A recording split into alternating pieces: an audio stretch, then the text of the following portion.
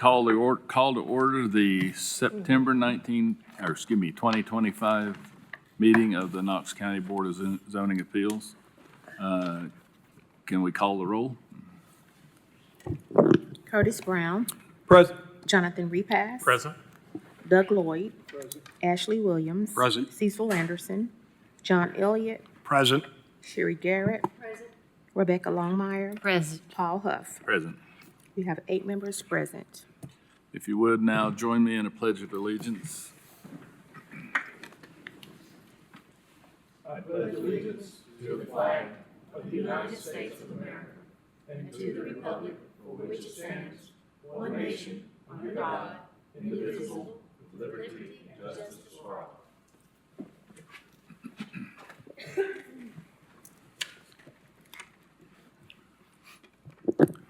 Members of the Board of Zoning Appeals are volunteers from each commission district who do not receive compensation for their work on the board or the training they receive. As a quasi-judicial body, we avoid ex parte communications and conduct our business in accordance with the Open Meetings Act. My name is Paul Huff. I'm the chairman. To my right is Vice Chairman Curtis Brown, and to his right is our law director, Representative Mr. Mike Moyers.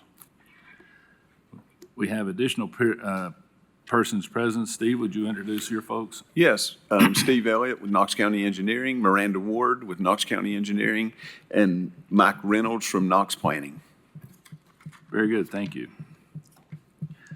Our voting procedure requires a simple majority of the board members present. Today, there are 8 members present, so a majority of 5 is required to approve any business. The chair will entertain a motion to approve the minutes from last meeting. So move. Seconded. Motion's been made and seconded. Any discussion? All those in favor, please say aye. Aye. Any opposition? Motion carries. The Knox County Board of Zoning Appeals is authorized to grant variances and hear other matters by the Tennessee Code and the Knox County Zoning Ordinance, specifically Section 6.60, Board of Zoning Appeals. These laws prescribe strict parameters, the meeting of which is required to grant a variance. The burden of proof that an application meets these parameters rests on the applicant. Quoting from Knox County Code of Ordinances 6.60.04 variances, quote, "The purpose of a variance is to modify the strict application of the specific requirements of this ordinance in the case of exceptionally irregular, narrow, shallow, or steep lots, or other exceptional physical conditions whereby such strict application would result in practical difficulty or unnecessary hardship, which would deprive an owner of the reasonable use of their land. The variance shall only be used where necessary to overcome some obstacle which is preventing an owner from using their property as the zoning ordinance intended. For each matter, the clerk will read the request into the record. The chair will then ask if the applicant is present. The chair will then ask if there is opposition or other speakers who wish to present. You do not have to come forward at this time. Once we determine the speakers for the items, we will call on governmental agencies such as Knox County Codes, Planning, or Engineering to make statements regarding the facts pertinent to the property and background of the request. Board members may ask questions of the governmental agencies once they have made their statements. The chair will then call on the applicant to come forward, state their name and address for the record, and present their evidence and reasoning supporting the granting of a variance. If there is no opposition, the applicant has 10 minutes to present their case. If there is opposition, the applicant and opposition each have up to 15 minutes. After the applicant's presentation, the board members may ask questions of the applicant. The chair will then call for opposition or other parties who have up to 15 minutes to speak. This 15 minutes applies to all parties, so if there are multiple parties that wish to speak, please determine how you're going to divide your time beforehand. After the opponents present their opposition, the board members may ask questions of the opponents. Finally, there will be a discussion of the case by the board during which the board members may ask further questions of parties that have already testified. Board members will then make any determinations it deems necessary. Our bylaws allow an applicant at the initial hearing of a matter to request a deferral of 30 or 60 days without prejudice. In the event of a deferral of an application or failure to appear, Any opponents may be heard on the record at a meeting where the application they oppose appears on the agenda. Mr. Law Director, will you please swear in any speakers today? All right, if you're here to speak to this board on any matter on the agenda, either for or against, please stand and raise your right hand. If you plan to speak to this body, please stand and raise your right hand. All right, do you solemnly swear or affirm testimony you're about to give be the truth, the whole truth, and nothing but the truth, so help you God? Be seated, please. Are there any agenda changes or corrections? Yes, Mr. Chairman. For item 4C, the zoning is listed as agricultural. That needs to be changed to A/RA. It is a split zone parcel. And for item 4D, we have added the floodplain development permit that was provided to the applicant. When we get to that case, we'll show that on the screen. And we'll get a copy to the clerk for the record. Very well. Anything else? That's it. Very good. I guess we'll start with item 4A. 4A is a request of William Samler for waiver of lot intensity from 1 acre to .84 of an acre. The property is located at 3505 Gwynn Road, CLT map 089, parcel 11108, property zone A in the 6th Commission District. Is the applicant present? Is there any opposition to this? If you could come forward, please, and state your name and address for the record. Hi, I'm Michelle Samler, and my address is 3505 Gwynn Road. I'm here for my husband, William. Very good. Coach, do you have anything to add for this? This is one of those scenarios where they actually have the 2 full acres, but in order to subdivide, they have to provide an access easement to the rear parcel, and the area for the access easement is backed out of the front parcel, making it non-conforming. Thank you. Can you give us your reasoning for asking for the variance? Yeah, we just want to be able to give our son, who is a Marine, some property when he gets out.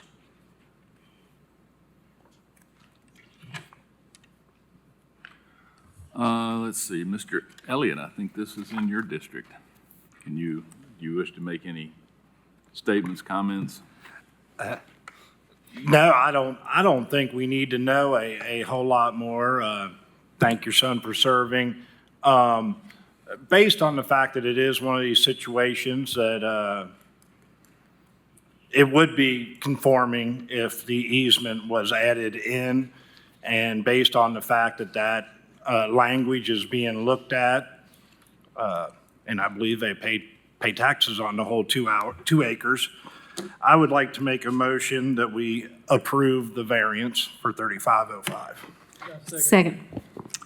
Any further discussion? All those in favor, please say aye. Aye. Any opposition? Motion carries. You got your variance. What Now branch- what do I do? What branch of service is your son? He's a Marine. Very good. Thank him for his service. I hope He signed comes up home right before he graduated high school. He's been in 2 years now. Very good. Yeah, we're proud of him. Thank you. Yes, we're proud of him. You can submit your plat to a planning for approval. Okay, so how do I do that? Reach out to the Knox Planning Okay. Office, and they'll tell you how to submit. Okay, thank you, guys. Thank you. 4B. 4B is a request of David Rosser for waiver of front yard setback from 35 feet to 22 feet. The property is located at 105 Essex Drive, CLT map 132, Group GB, parcel 132, property zone RAE in the 3rd Commission District. Steve, I think you mentioned earlier that this is a heritage lot, registered. This could be a lot of record, which means they wouldn't need the variance. We do have questions, though, on, are they adding a second dwelling? So I think should let them go through the explanation of what's going on, and then we can discuss if they need a variance or not. Okay. Could you please state your name and address for the record? My name's David Rosser. I'm the architect on record, and my address is 1212 Sarasota, Jefferson City, Tennessee. And can you give us your justification for the variance? Excuse me? Can you provide us with whatever justification Oh. you have for the variance? Yeah, thank you. Appreciate the time. I was contacted by the owner, Linda Myers, who lives in town. This is her house and her parents a couple months ago. And her parents live in Texas, and they're, I believe, around 80, in their 70s and 80s. And they're wanting to move to town, specifically to Linda's house. And that's kind of the start of the project, is they need a place to stay. A few factors. Linda and her mom have both had cancer recently. So there's good reason for her parents to move to town to be closer to Linda and help, who's at home alone with the kids.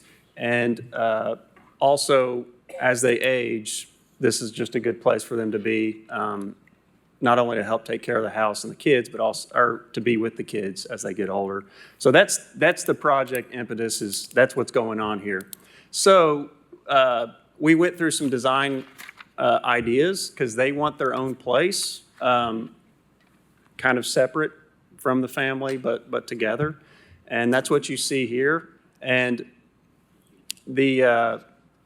what is driving, I guess, this depth and this distance is really the depth of a garage. With the existing setback as it is, we can't even build a garage.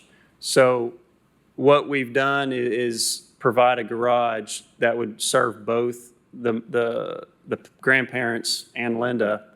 And that's kind of that's the boundary we need, just to get a full depth garage. Because as it is, the garage would be about 16 feet deep if we were to keep it within the setbacks.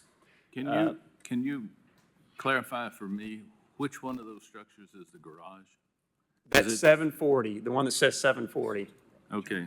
And so the request for the setback, kind of the unfortunate, it's nice to have a corner lot, but the unfortunate thing here is that with the corner lot, that front setback dimension of 35 wraps around.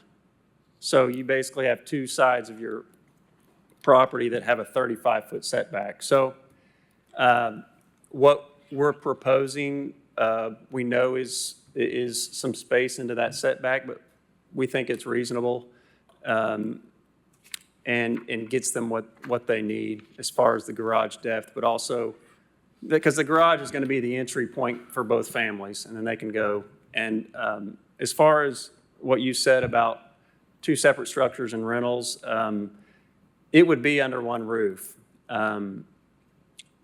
Unless codes or the city required us to have a air-conditioned breezeway, the idea is that they would be underneath the same roof, but have a breezeway between them.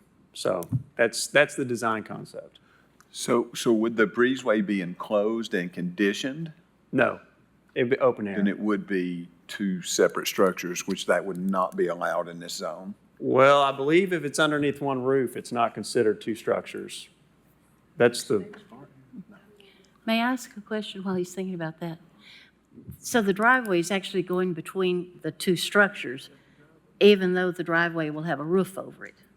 Is that what that thing is? well, the driveway itself would not have a roof. That garage, that 740 that you see is a built-in garage. It's just, What is the space between the house and the garage? That little space? Between the 1233 and the 740, there's a space. What is that's a that? covered, that white, that's a covered walkway. Does anyone have a laser pointer? I don't. Is there one in the, Okay, no, all right, Oh. it's a covered walkway. It Yes. is not for a vehicle. no. How wide is that? How wide would that be? That is 6 or 7 feet. That's, all right, where would the cars enter from? Because right now, it's part of a driveway, it looks like to me. Where is the driveway for the Okay, you see the 740 text? That is a built-in garage. It's got walls, it's got a roof that is joined with the house Directly to the right of that is where you would pull in, off the street. Yeah. Okay. Now, the other little drawing there that comes out of the garage, it looks like, is that a future building or is that, what is that? The 12. That is that's the project in question. That's what we want to design to add to this existing house. All right, so the garage, the 740 is already there. No. No, it's proposed. So that whole long big thing is proposed. The colored portion is the addition. Correct. And I have a plans reviewer on the way to talk about the roof line and the enclosure. Okay, So existing where the 740 is, there's a carport, got you. but the cars stick out of the carport because it's not deep enough. Is there an overwhelming reason why you need a walkway between the two structures? I wouldn't say overwhelming. I would say if it's within the ordinance, it would just be desirable that they have that sense of separation. If being under the same roof but not enclosed is not a prohibiting factor, if that is in fact still defined as a single structure, then, well, you got no problem. But let's say, for sake of argument, that Steve's right and that doesn't qualify as a single structure. Is there any reason why you can't join the garage in this new addition? We could make it work. Okay. I have, Bart's on his way down to talk about it. Normally he's here and he didn't think he needed to come today, but he'll be here shortly to talk about what the building code says and that's his expertise, not mine.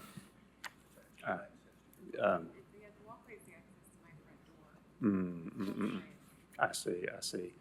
So, as I look at that, nothing is built except the current house, is that The correct? yes, that gray portion. The 740 is built. Yes. No. No. That There's the colored 12. portion, the beige portions, None of that. those are not built. That's the project that we I know want. That's that, kind of we're but this is not proposing. built. So the only thing built is the house. Yes. Steve, is it safe for And me to the owner did say that walkway preserves entrance to the front of the house. So that's, and then she's right. If that's not there, that does become problematic as far as getting to her front door. the only, front door of which structure? The original. Okay. So the front door is on the, there's no north area here, but it was on the upper side of the structure?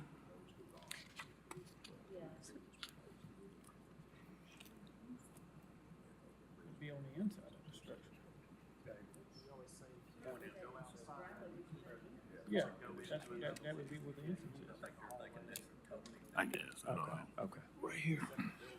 Yeah, it's. So it'd that be would right my on the guess. driveway. That would be my guess. Chairman, our interpretation is, and it's the way we've interpreted it for my time in this office, is that would be two separate structures, that you would have to go outside to go inside another one. So there would have to be some sort of conditioned connection between where you didn't have to go outside to make that one structure. So in this instance, this would not be allowed on this parcel. Okay. But I believe I did hear that these two structures can be combined. The inconvenience of getting to the front door aside, I may have spoke too soon, just simply thinking through the circulation of the house. I mean, this, and I mean, I overheard a little bit. He said it was open for interpretation, like, and I don't have the ordinance with me. Does someone have the ordinance where it specifically states? It sounded like you said it was under for interpretation, but is it a gray area or is it a definite? Because my understanding was if it's under the same roof, it's not. well, it's, if the And for the record, this is Bart Roundtree, Knox County Engineering. Yeah, Bart Roundtree, Knox County Codes. Different, Gotta be sworn in. Raise your hand. Do you solemnly swear or affirm testimony you're about to give be the truth, the whole truth, and nothing but the truth? So help you God. I do. All right. In the building code world, this gets debated. It's up really to the code official to determine how they interpret this. I know code officials that allow roof lines to count the same building, but our office has interpreted if I have to leave a building to go outside to go into another building, I am no longer in that same building. And that's how we get there. Okay. May I have a question there? If that walkway is enclosed, then Correct. it is then not a Correct. separate building? That's correct. A building is defined as having a perimeter of more than 50% of wall, floor, and roof. So you could argue, and I've seen this done before, where you build one wall to have 75%, right, perimeter to meet the definition of a building in order to call that one building, right? Typically what most people do if they have a detached structure and want to go into the house is they just make a little hallway.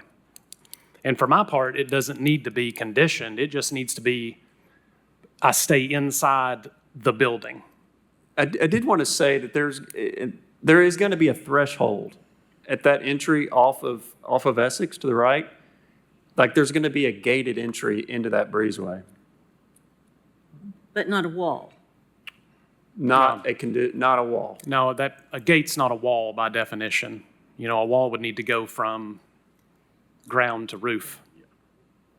A door that takes up the whole space. I guess built in a wall. I would just say propose it and we'll review it at that point. We're getting into what ifs and this, that, and the others down here that's just too hard to determine on the fly. Let me ask you this, is where does the building codes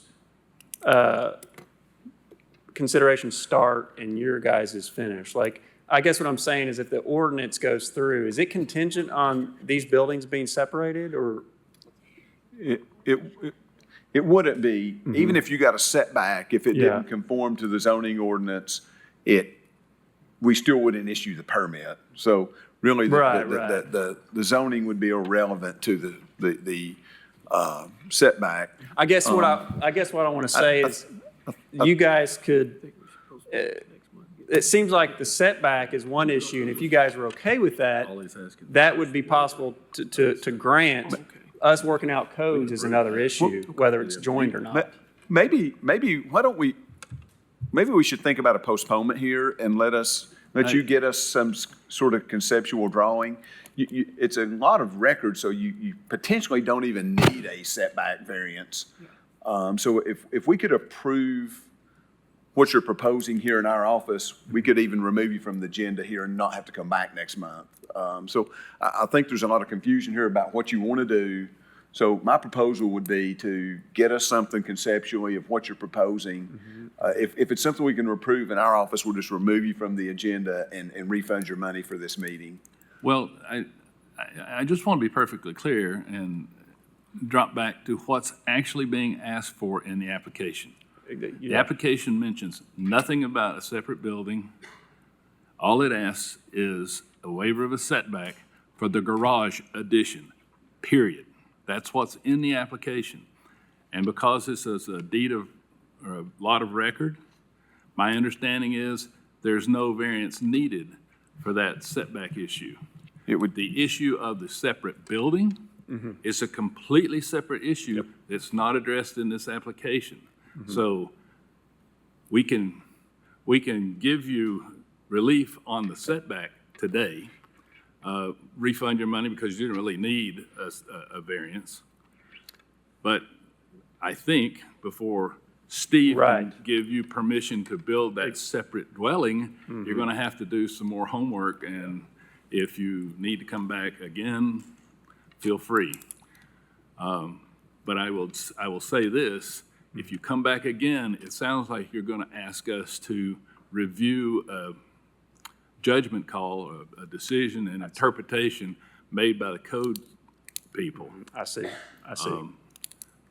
Yes, That's an uphill climb, I'll just tell you from personal experience. Okay. yeah, I believe what it would be is if it would be an administrative decision on my part that this is the way we interpret the code and this is the way they interpret it, they would have to come argue that before this body because Right. it wouldn't be a Board of Construction Appeals because they're not making an alternate solution to construction. They're questioning our interpretation. Right, exactly. So I guess what I'm saying is the chair will entertain a motion to, I'm not sure what it is. Withdraw. To remove this item as written from the agenda and refund this fellow's money. So move. Second. Any additional discussion? Before I say, Mr. Law Director, is that what we're using? All those in favor, please say aye. Aye. Any opposition? No. So, Steve, you can take care of okay. Thank you, All right. and thank you too.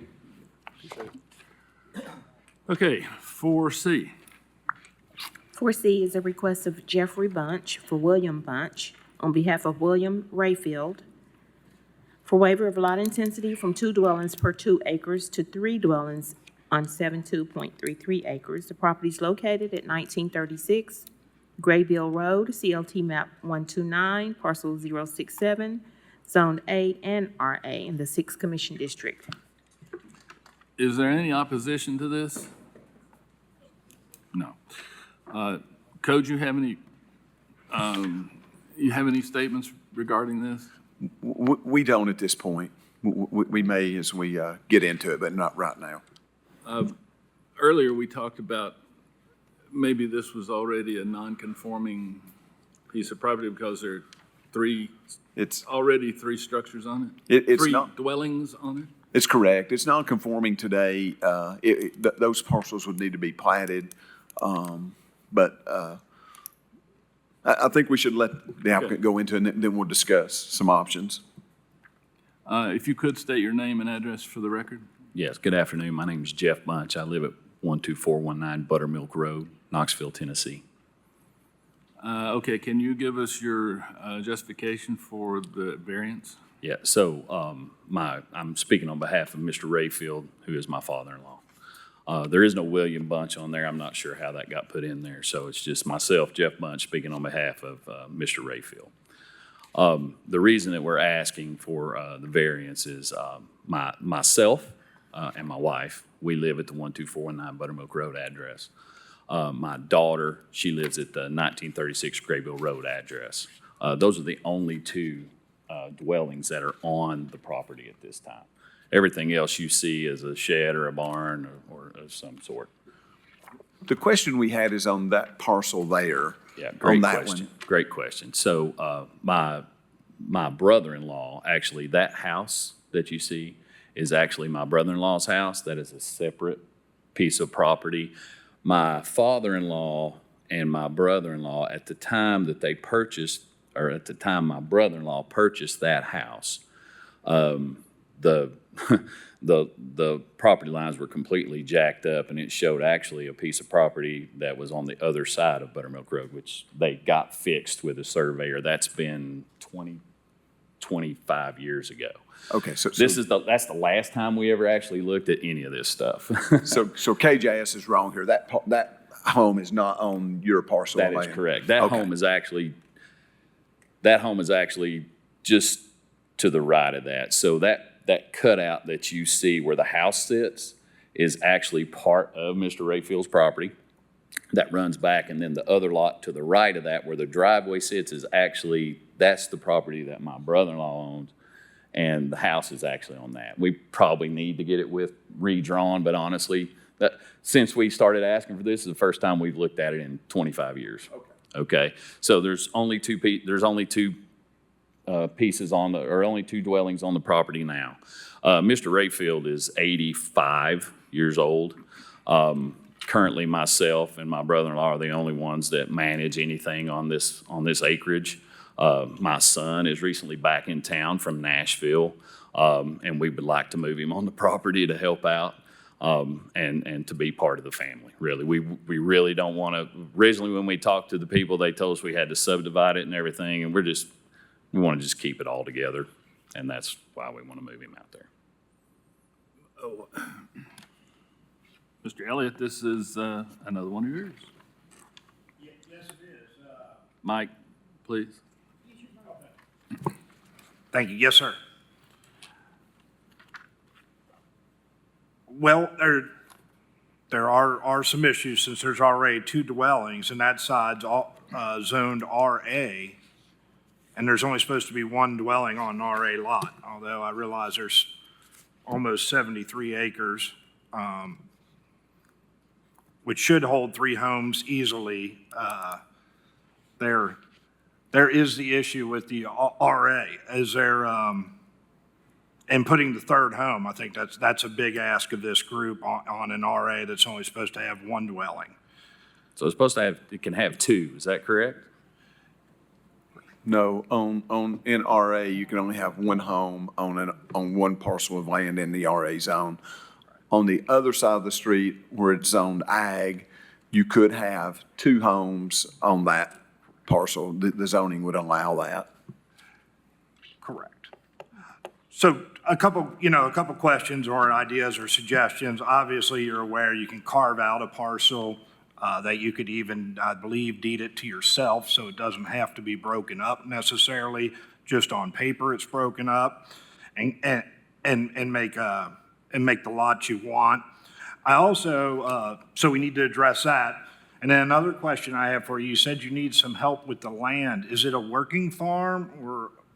Well, I would Does say it it's produce partially, income? that's partially working. We don't sell anything off of it. We grow crops. We do some stuff like that. I would say the bigger part of it is that we haven't managed it well over the past few years, and we're putting fences, we're clearing land, we're doing a lot of things out there that honestly we could use the help on. We looked at having it surveyed.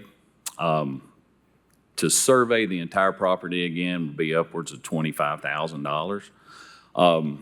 You know, all I really want to do is just move my son out there and put him a place on it. And for, you know, to spend $25,000 to have a piece of land cut out of something that we're going to redeed to Mr. Rayfield, you know, this seems like a hardship that I shouldn't have to bear just to move a piece, you know, just to move somebody on a place that we already own. Mr. Elliott, can I ask a question, please? Please do.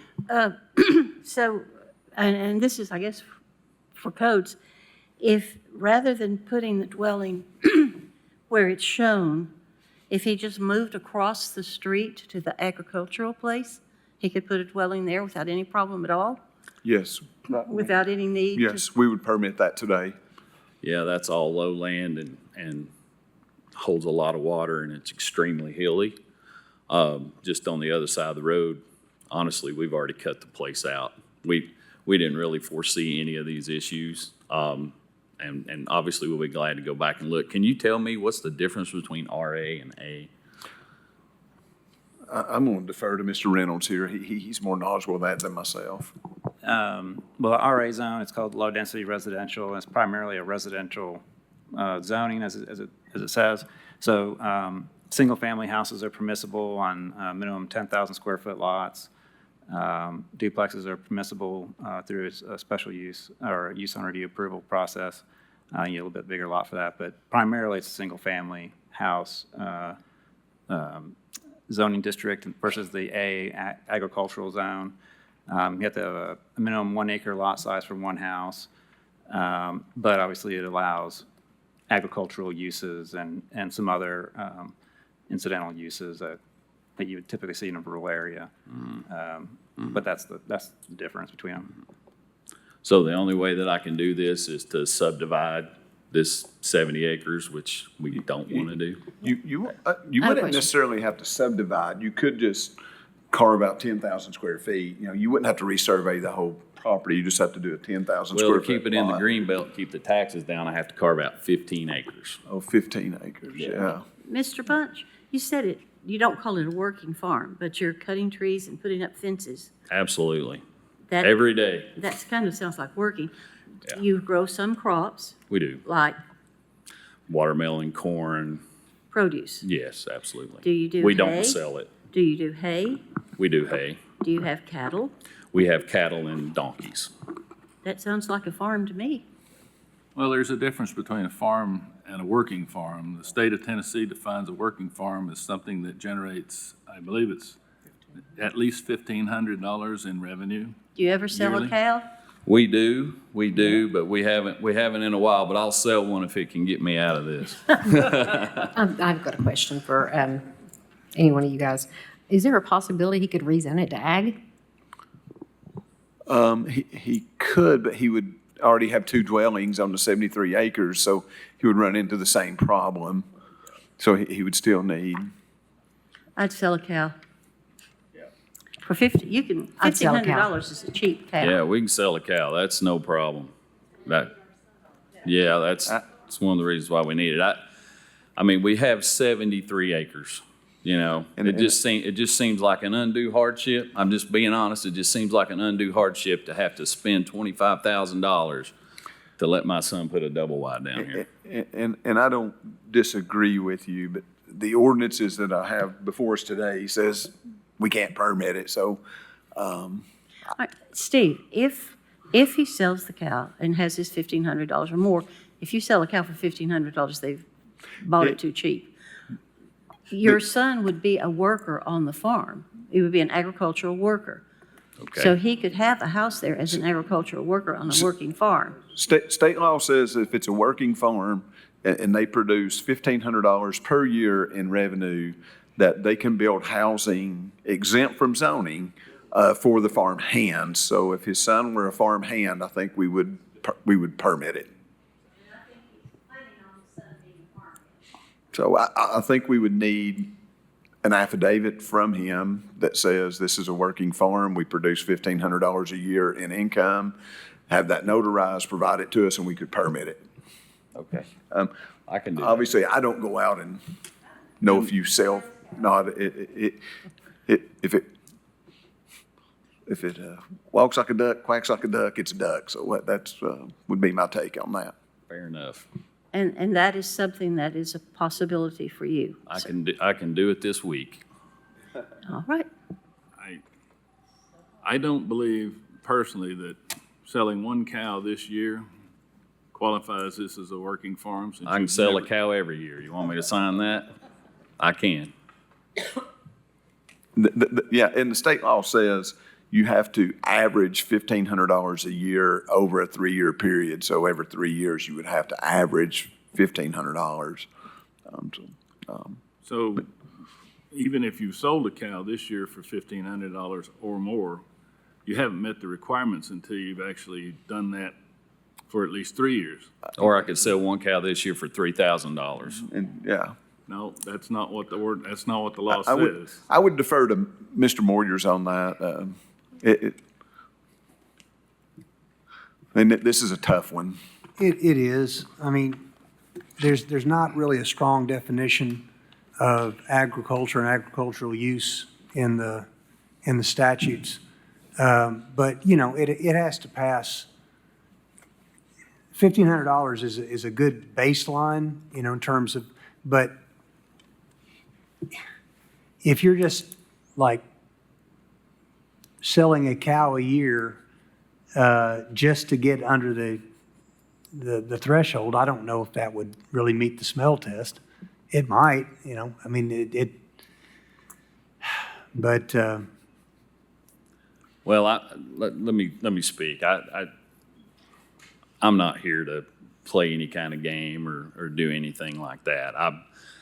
I want to abide by the rules. I want to abide by the law. Over the past couple of years, you know, TVA's taken land from us and built a power line across the top of us because we were one family and there were a bunch of subdivisions built around us. So they put their power line right through the middle of our property. We didn't have any say in that. You know, we've seen a lot of stuff going on down in this valley. And everywhere I turn, there's a new subdivision being built. We don't want to do that. We don't want to do that here. It's never our plan to do that here. We want to keep it in the family, keep it on the farm. All we really want to do is just let our son move down. Knox And if we County is got to work- jump through a hoop or do something, we'll do it.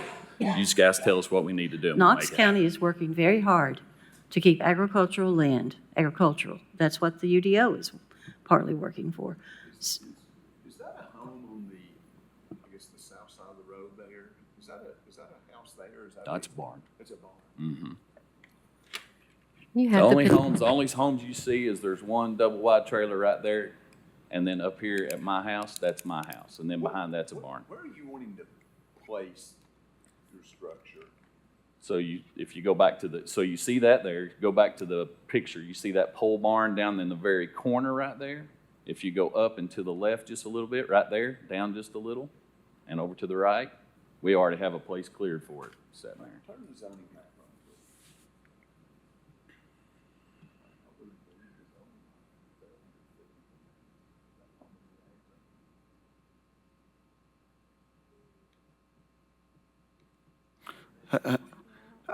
I think I got a solution here.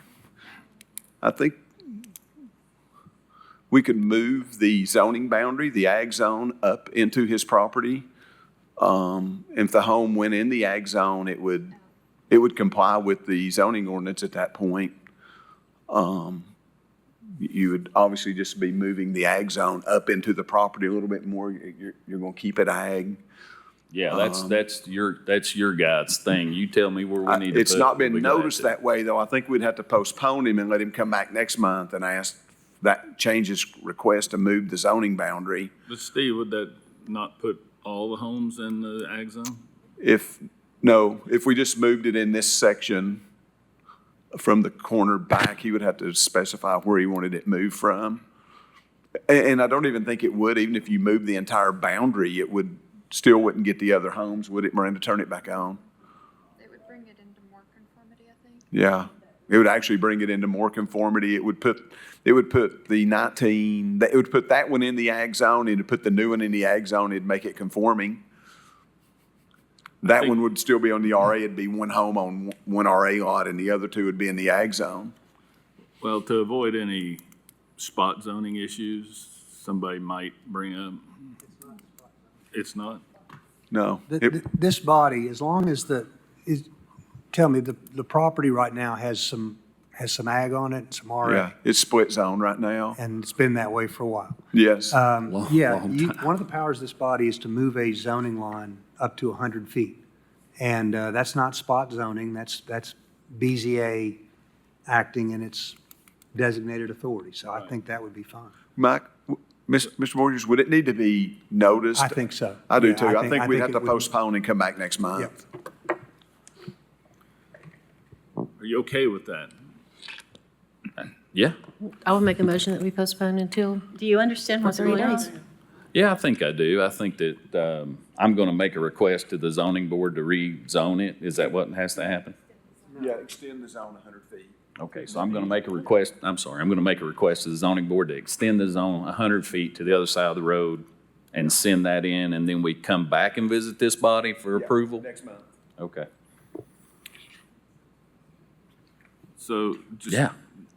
100 feet will be enough to get that new home on? I mean, you're okay with just 100 feet of depth from the road to the back? Well, that's what it's allowed, right? If it's allowed more, I'd take more, but if it's allowed more, But I think that gets you there. okay. Okay. Mr. Elliott, you want to make a motion for this? I did one. I'm I'll sorry. move to. I'm Second sorry. it?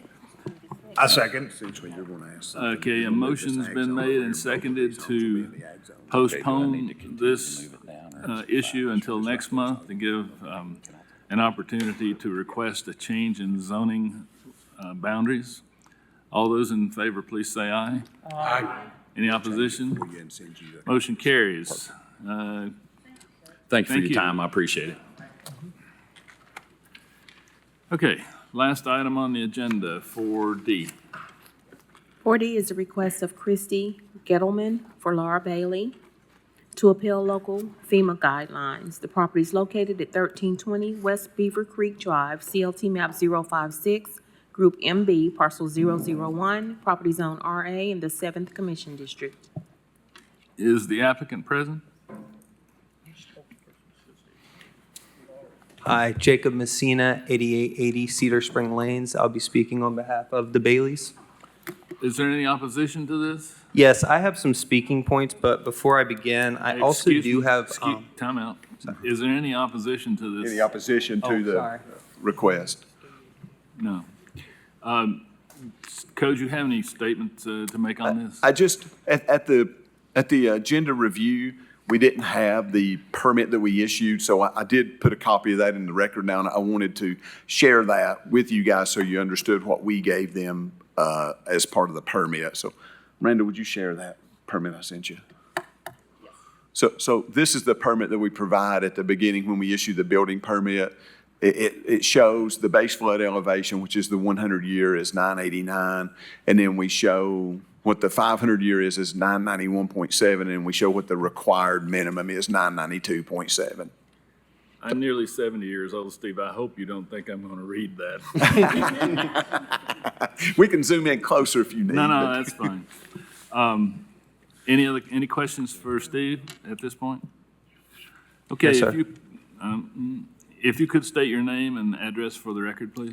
It's Jacob Messina, 8880 Cedar Springs Lane. And can you give us your justification for requesting this? Yes, sir. Change? I've got a couple of talking points, but I also have a packet that I could provide to everybody with some resources that may be helpful, which includes a letter from the construction company, as well as some pictures of the old mobile home that was on the lot in comparison to the new mobile home that's on the lot. If it'll help you explain why you built the house too low, bring it on. Okay.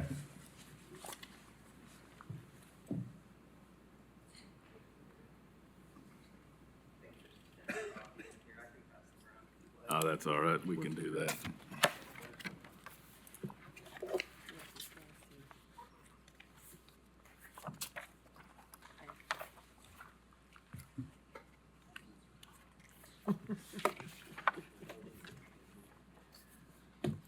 Do you want a copy?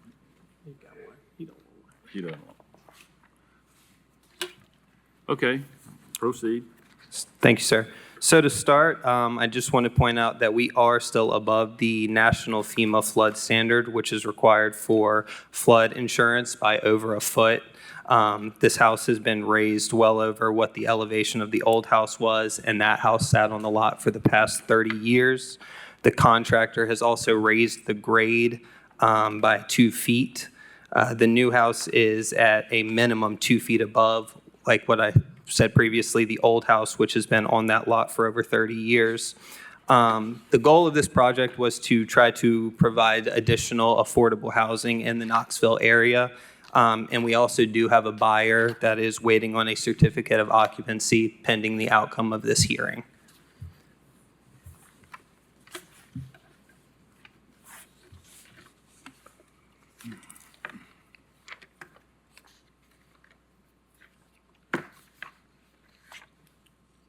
I believe the pictures are all labeled. Obviously, the first one shows the old mobile home that was on the lot, and then the pictures behind it show the new mobile home that is going to be on the lot. Do want to also point out that it has a updated and improved drainage system, as well as a permanent foundation now.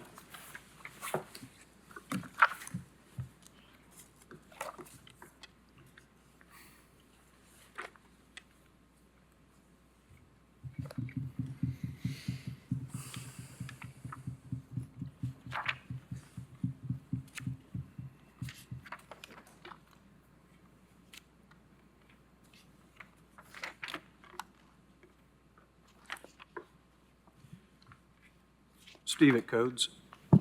What is the finished floor height? The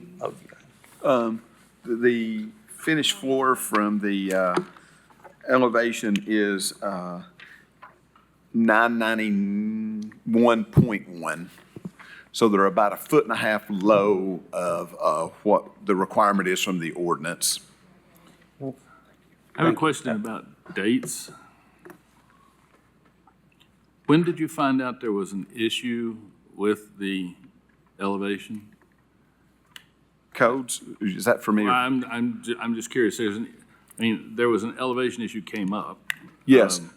Essentially, the permit we shared with you before this started was that we give that to the applicants with the building permit. So they get a building permit and they get the floodplain development permit at the same time that has the required minimum floor elevation.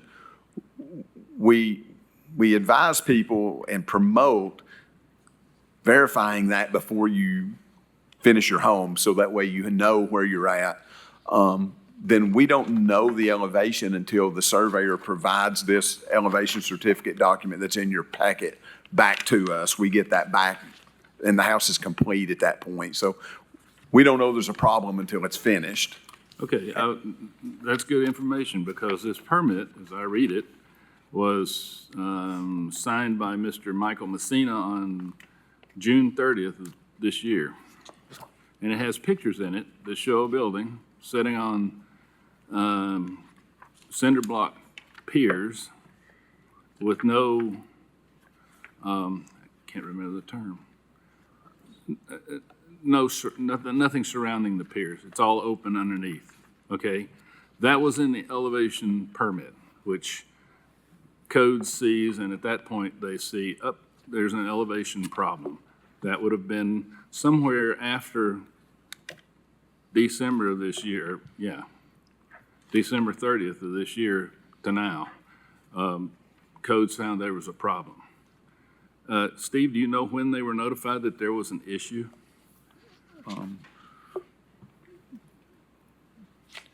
Yes, sorry, I'm looking at an email here.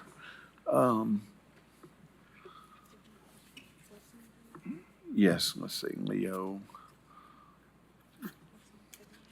Leo notified them on,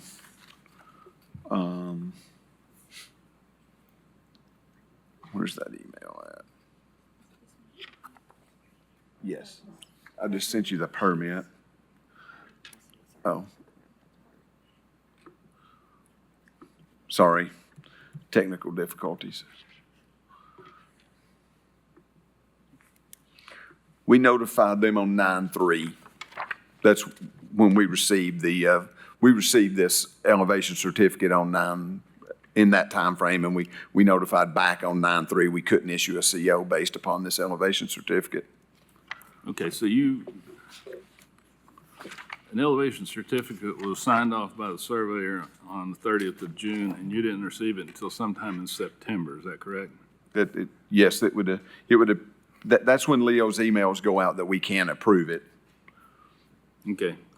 And I do want to disclose, our floodplain manager did pass away suddenly sometime in July, I think. So this could have been something that was buried in his inbox and we didn't find it. So that could have been a mistake on our part due to the sudden passing of our manager. But regardless, the builder didn't know his elevations would be approved until he gets the building permit, right? Yes, at the time the building permit was issued, the applicant signed the elevation certificate. You can show that again, Miranda. This floodplain development permit was signed on 2/12/25 with the required minimum floor elevations. Okay. So whether you were told that you had a problem or not,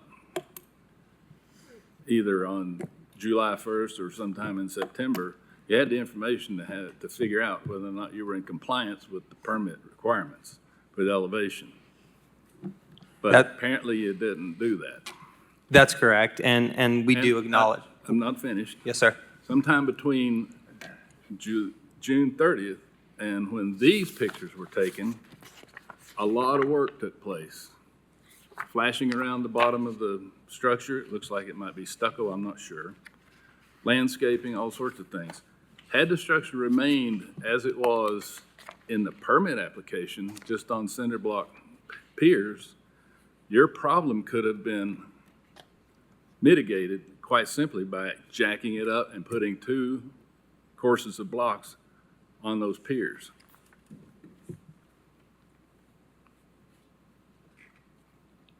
My name's Larry Bailey. Could I speak to the situation? Use the mic. Have you been sworn in, sir?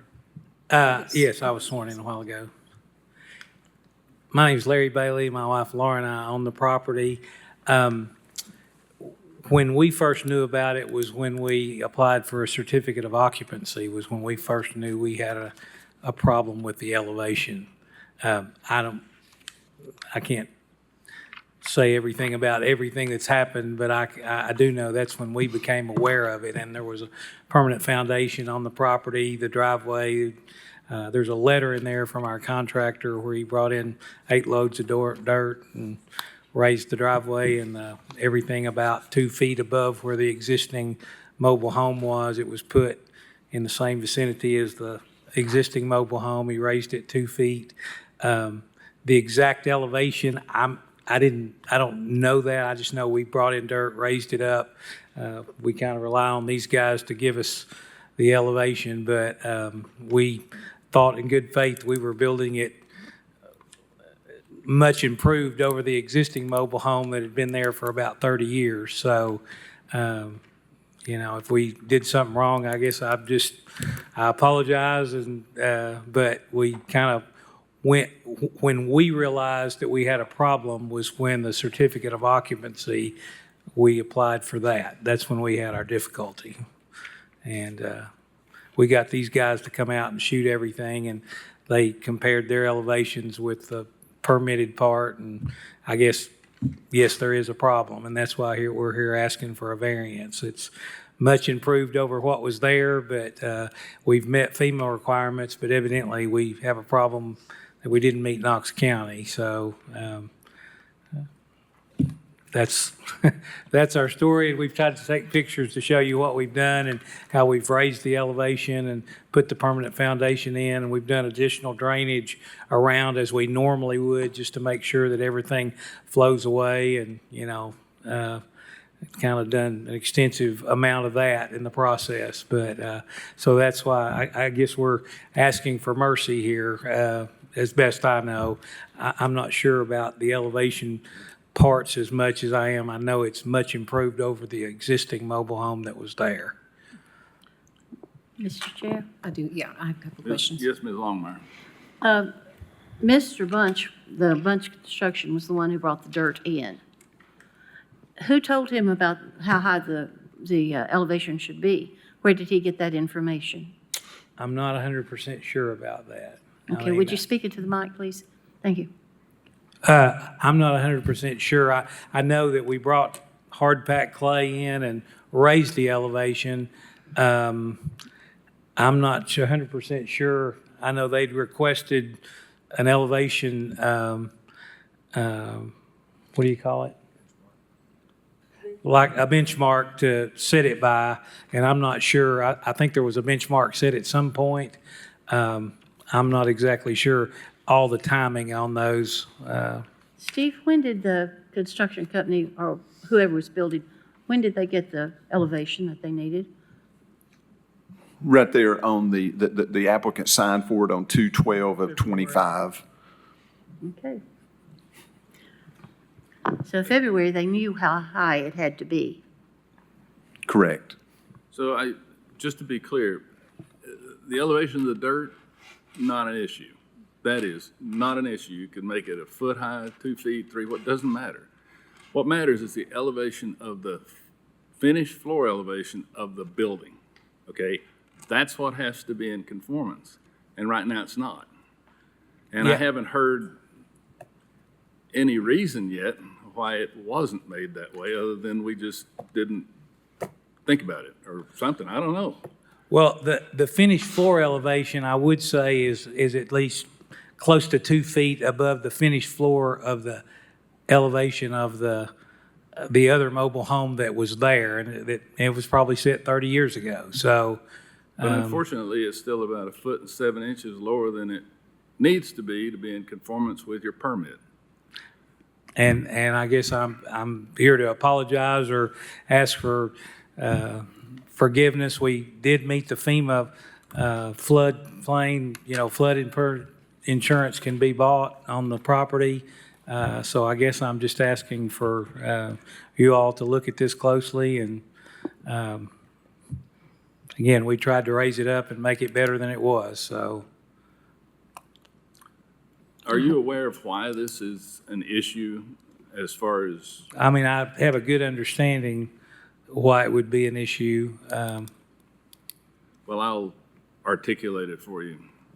The flood insurance rates in Knox County are discounted 10% because Knox County requires floor elevations to be 2 feet higher than the 500-year flood, okay? That's something that FEMA audits, usually annually. They audit how many times we've granted variances to build lower than that. If, in FEMA's opinion, we've done that too many times, they can, and they maybe will, reduce that discount from 10 to 5, or it could even go away altogether. So what you're asking us to do could affect the flood insurance rates for everybody in Knox County.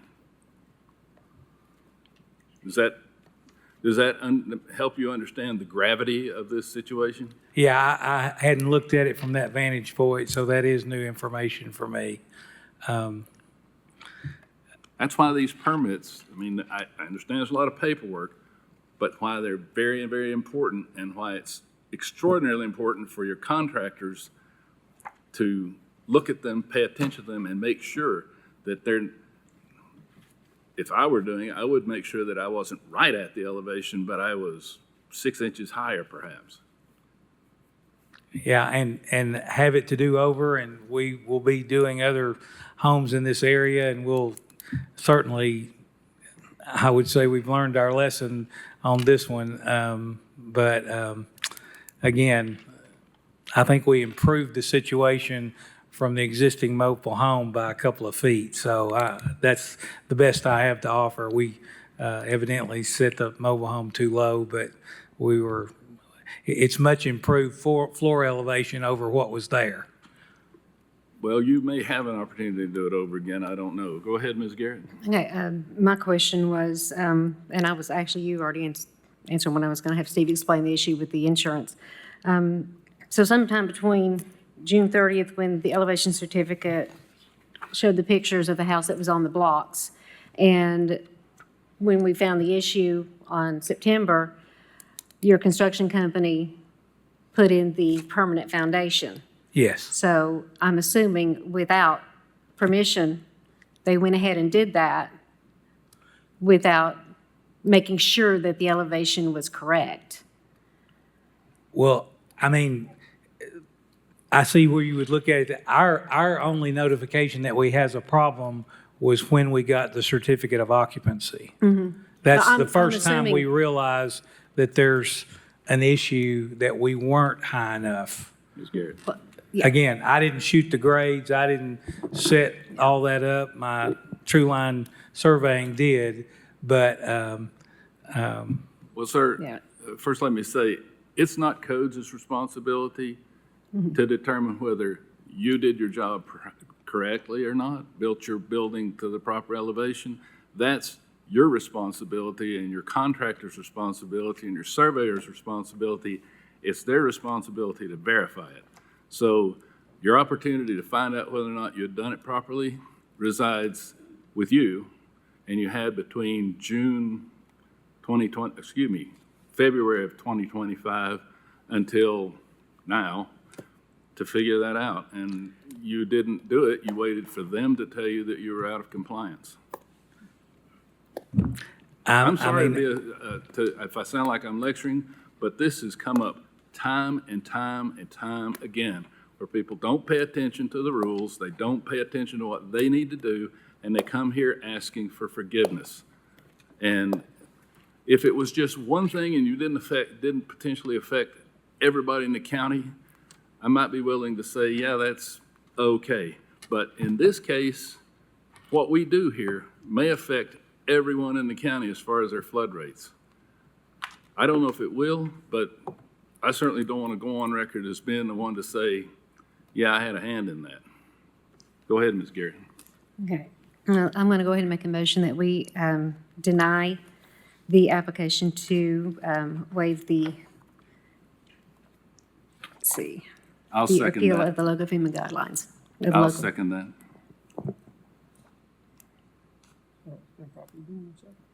May I make a comment, sir? Go ahead. The Beaver Creek project was the reason the codes, county codes, are higher than FEMA codes. The Beaver Creek project, which went on for a long time with a lot of input from everybody in the area, acknowledged the fact that, and as you, I'm sure, have noticed, that that area is growing immensely, which will affect Beaver Creek. So what happened 30 years ago with no flooding might not happen now because there is so much more pavement, so much more water going into Beaver Creek. So that's why it's so important to use the Knox County line, which is very familiar with the area, as opposed just the FEMA. And I will say, you have vastly improved that property. That home is very lovely. Well, I'm sorry, That new mobile home is lovely. You have vastly improved that property. Unfortunately, it is too low. okay. Motion's been made to deny this request and seconded. Any further discussion? All those in favor of denial, please say aye. Aye. Any opposition? Yes. Motion carries with 7 ayes and 1 no. Okay. I believe that concludes. Is there time for any closing comments? I just have a question. You may ask questions, but it has no, That's fine. It doesn't matter.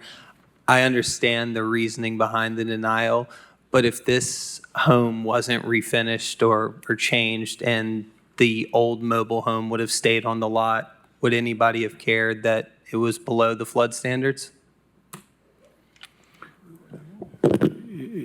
if that home was there before the flood standards were adopted, it would not affect the flood insurance rates. I believe I said that correctly, Steve. Yes, the FEMA regulations say if it existed at the time of the adoption, it could remain.